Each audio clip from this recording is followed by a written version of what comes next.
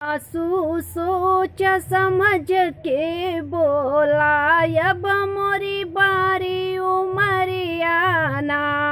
सासू सोच समझ के बोला, अब मोरी बाली उमरिया ना।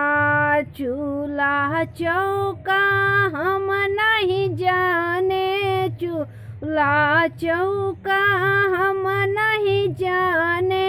माई के बहुत दुलारी ना, माई के बहुत दुलारी ना।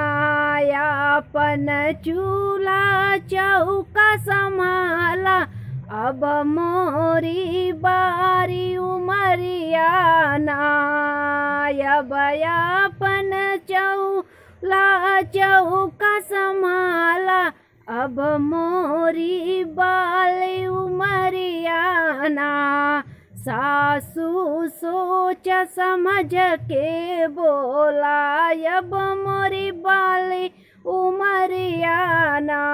सासू सोच समझ के बोला, अब मोरी बारी उमरिया ना।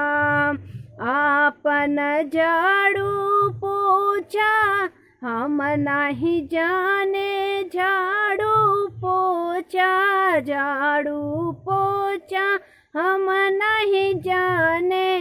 चाची के बहुत दुलारी ना, चाची के बहुत दुलारी ना।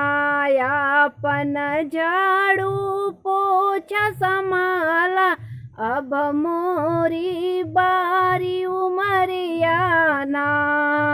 आपन झाड़ू पोछा संभाला, अब मोरी बाली उमरिया ना।